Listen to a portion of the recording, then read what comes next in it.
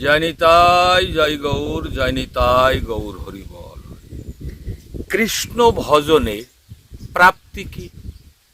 না, কৃষ্ণ ভজন করলে কৃষ্ণ প্রাপ্তি।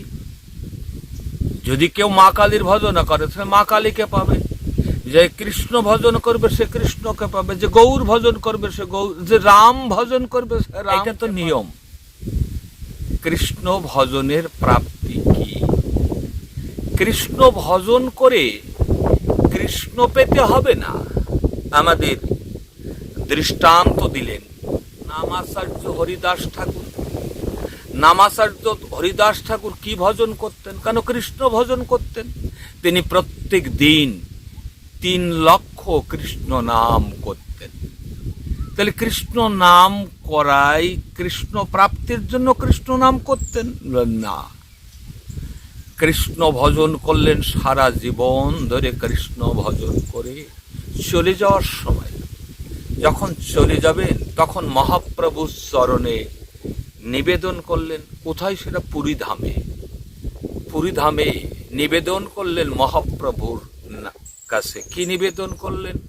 প্রভু, শান্তিপুরের অদ্বৈত ঠাকুর যে তরজা অর্থাৎ যে চিঠি লিখেছেন, চিঠিটা একটা হেয়ালি ছন্দে।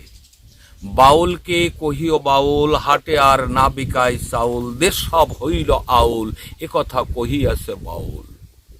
এমন একটা হেয়ালি ছন্দে সাধারণ কেউ বুঝতে পারবে না। তো নামাচার্য হরিদাস ঠাকুর বললেন, প্রভু, শান্তিপুরের অদ্বৈত ঠাকুরের যে তরজা, যে চিঠি, এর অর্থ অন্য কেউ না বুঝলেও আমি বুঝতে পেরেছি প্রভু। বাউল মানে পাগল, আউল মানে পাগল। তো অদ্বৈত ঠাকুর তোমাকে ডেকে ডেকে এনেছিল জগৎকে কৃষ্ণ প্রেমে পাগল করবার জন্য। কৃষ্ণ প্রেমে জগৎ পাগল হয়ে গেছে, এবার তুমি গেলেও যেতে পারো। অদ্বৈত ঠাকুরের তরজার এই হলো অর্থ। তাই বলছেন, প্রভু মোরে সেই লীলা কভু না দেখাইবা, আপনার আগে মোর শরীরও পারিবা। প্রভু, এই লীলা যেন আমাকে দেখতে না হয়, এই লীলা যেন আমাকে দেখতে না হয়। আমি যেন তোমার আগে যেতে, তুমি চলে যাওয়ার পর যেন 1 সেকেন্ডের তরেও আমার বেঁচে থাকতে না হয়। মহাপ্রভু বললেন, হরিদাস, তুমি হলে পৃথিবীর রত্ন, তুমি চলে গেলে পৃথিবী যে রত্ন শূন্য মেদিনী হবে।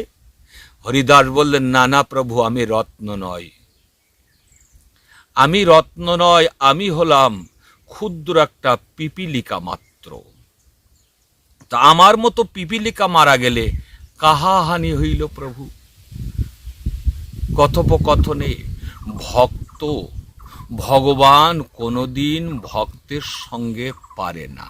তাই বললেন, বলো হরিদাস, কি ইচ্ছা তোমার? কি ইচ্ছা? ইচ্ছাটা হলো, নয়নে দেখিব তোমার ওসাদ বদন, হৃদয়ে ধরিব তোমার রাতুল চরণ, আর মুখে উচ্চারিব তোমার শ্রীকৃষ্ণ চৈতন্য নাম, মোর ইচ্ছায় এই মতো ছাড়িব পরাণ।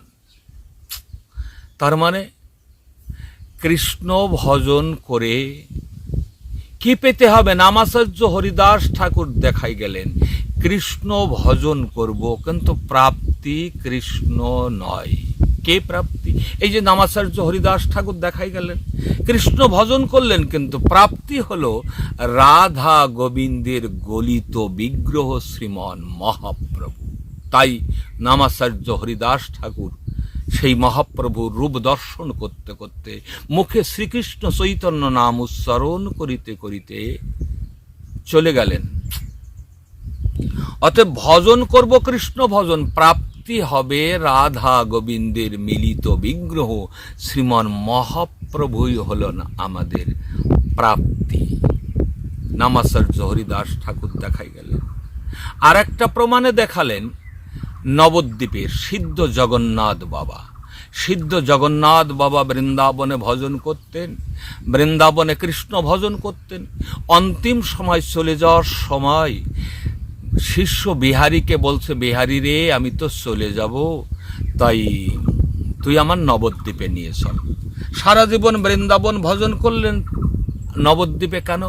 না, আমাদের প্রাপ্তি হবে কৃষ্ণ ভজনের, প্রাপ্তি হলো রাধা গোবিন্দের মিলিত বিগ্রহ শ্রীমন মহাপ্রভু। তাই চলে এসে বলছে, বিহারী রে, তুই তো সারা জীবন আমার সেবা করলি, তাহলে হ্যাঁ, তাহলে চলে যাব আমি, এখন তুই চেয়ে নে। সিদ্ধ বাবা তো, তুই যদি ব্রহ্মপদ চাস তাও আমি দিতে পারি, তুই যদি বৈকুণ্ঠ চাস তাও আমি দিতে পারি, বল কি চাস? বিহারী বলছে, গুরুদেব তাহলে আমার মাথায় হাত দে। বলেন, তোর এখনো সন্দেহ? দে। হাত দেওয়ার পর বলছে, বিহারী বল তুই কি চাস, তুই যা চাবি আমি তাই দেব, বল কি চাস? বিহারীজি বলল, গুরুদেব আমি যা, হ্যাঁ তুই যা চাইবি আমি তাই দেব, বল কি চাস? বিহারীজি বলল, গুরুদেব তাই যদি হয় তাহলে আমি এই চাই, আমি যেন সারা জীবন হানিতাই হা গৌর বলে যেন কাঁদতে পারি। সিদ্ধ জগন্নাথ বাবা হাওয়াও করে কাঁদছে, বিহারী রে তুই কি চাইলি রে? সারা জীবন ধরে আমি সাধন ভজন করে নিতাই গৌর বলে কাদাটুকু লাভ করেছিলাম, তুই আজকে তাও নিয়ে নিলি। নে, আমি যে পথের ভিখারি হয়ে গেলাম। তাহলে আমাদের ভজন হলো কৃষ্ণ ভজন, পেতে হবে রাধা গোবিন্দের মিলিত বিগ্রহ শ্রীমন মহাপ্রভু। জানিতাই